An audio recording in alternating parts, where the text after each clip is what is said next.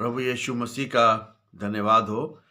प्रभु यीशु मसीह के महान और उत्तम नाम में आप सभी को बड़ी आशीष मिले। आज का जो मेरा टॉपिक है वो है जीसस क्राइस्ट गिव्स लाइफ। यीशु मसीह लाजर को जिंदा करता है, जो कि यूहन्ना की इंजील और उसके 11 अध्याय 42 से 44 में पाया जाता है। John 11:42 to 44। पहले पार्ट में मैंने कल आपको बताया था कि प्रभु यीशु मसीह ने कहा पत्थर को हटाओ, और दूसरे पार्ट था कि उन्होंने परमेश्वर का धन्यवाद दिया। आज जो है ये दूसरा पार्ट है जो मैं आपके सामने लेकर के आ रहा हूँ। और परमेश्वर के वचन में इस प्रकार से लिखा हुआ है कि मैं जानता हूँ कि तू सदैव मेरी सुनता है, और परंतु चारों ओर खड़े लोगों के कारण मैंने ऐसा कहा कि वे विश्वास करें कि तूने मुझे भेजा है। और जब वह ये बातें कह चुका तो उसने बड़ी जोर से पुकारा, हे लाजर निकल आ।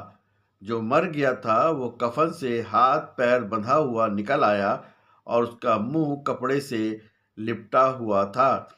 यीशु ने उनसे कहा, उसके बंधन को खोल दो और उसे जाने दो। यहाँ पर हम देखते हैं कि यीशु मसीह ने लाजर को जो है वो जिंदा करता है।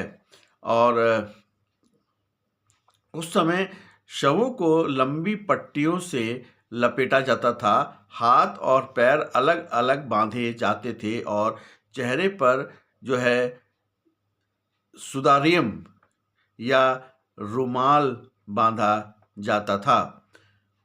लाजर को इन्हीं पट्टियों में लिपटा हुआ बाहर आना ये दर्शाता है कि वे चमत्कारिक रूप से कब्र से बाहर चला आया था।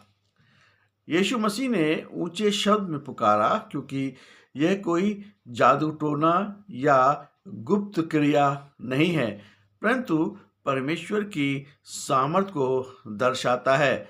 और बेथनिया जो है वो यरूशलेम के पास था, और यहाँ के लोग मसीह के दावों के प्रति काफ़ी जागरूक थे। लाजर का जी उठना एक ऐसा प्रमाण था जिसे कोई झुठला नहीं सकता था, क्योंकि वह 4 दिन से मृत था। यीशु मसीह को पिता के शक्ति मांगने की जरूरत नहीं थी, क्योंकि वह दोनों एक ही हैं। हमारा आत्मिक जीवन दूसरों के लिए गवाही का कारण होना चाहिए। यीशु मसीह स्पष्ट करते हैं और कहना चाहते हैं कि उनकी सामर्थ का स्रोत स्वर्गीय पिता है, और वे जो कुछ भी कर रहे हैं उससे पिता और पुत्र की महिमा होती है। लाजर के नाम से पुकारना। यीशु ने कहा, हे लाजर निकल आ। यहाँ पर यीशु मसीह ने लाजर का नाम लिया। यदि वो कहते कि निकल आ, तो वह जगह कब्रिस्तान थी और सभी कब्रें खुल जाती और सारे मृतक बाहर आ जाते, क्योंकि यीशु मसीह ने का वचन जो है वो लोगोस है, यानी कि वचन का जो है जो बोला जाता है वो तुरंत उसका उस पर कार्य हो जाता है। जब लोगोस यानी कि वचन निकलता है तो वैसे ही जाता है। और यीशु मसीह लाजर को व्यक्तिगत रूप से जानते थे, और उन्होंने नाम लेकर लाजर को पुकारा और लाजर जीवित हो गया। 44 पद में हम देखते हैं कि लाजर जो है वो बंधनों से उसको मुक्ति मिल गई।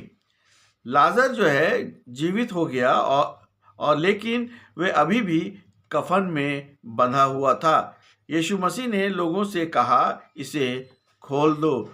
ये उद्धार और पवित्रीकरण की प्रक्रिया को दर्शाता है। जब हम मसीह के पास आते हैं तो हम आत्मिक रूप से जीवित हो जाते हैं, यानी उद्धार हमारे जीवन में आ जाता है। लेकिन हमारे ऊपर पुराने पापों, बुरी आदतों और डर के कफन या बंधन में हम बंधे हो सकते हैं। यहाँ पर कलीसिया की एक और भूमिका है कि यहाँ पर यीशु मसीह ने चेलों और लोगों से उसे खोलने के लिए कहा। यह दर्शाता है कि कलीसिया के अगुवे और चेलों को एक दूसरे की मदद करनी चाहिए ताकि वो अपने पुराने पापों को पूरी तरह से मुक्ति पा जाएं और यीशु मसीह के साथ चल सके। यदि वस्त्र की ओर देखें तो लाजर कफन में बंधा हुआ निकला और यीशु मसीह ने कफन को कब्र में ही छोड़ दिया था। जब यीशु मसीह का पुनरुत्थान हुआ था तो उन्होंने कफन को जो है वहीं उस कब्र के अंदर छोड़ दिया था।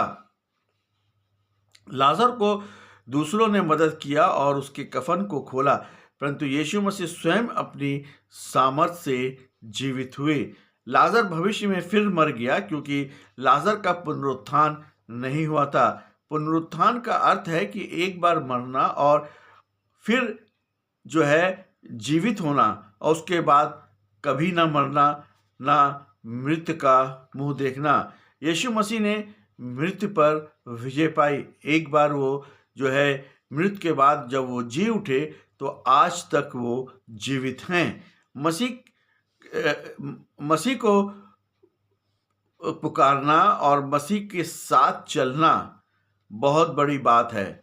मसीह जो है वो हमें, जैसा उसने लाजर को पुकारा था, वैसे ही वो आज हमें भी पुकारता है कि हम भी अपनी गलत बातों से निकल करके और सच्चाई की ओर चले जाएं। और मसीह की जो पुकार है वो मृत आत्माओं में जीवन डाल देती है। इससे ये पता चलता है कि यीशु मसीह हमारी प्रार्थनाओं को सुनते हैं और हमें केवल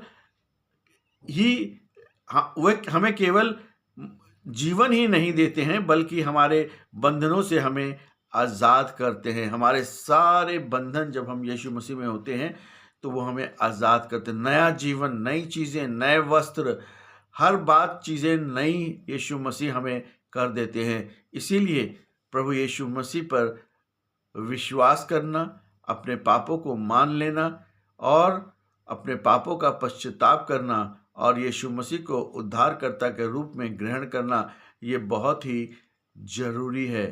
क्योंकि जब तक हम यीशु मसीह को ग्रहण नहीं करेंगे तब तक हम उस अनंत जीवन के सहभागी नहीं होंगे।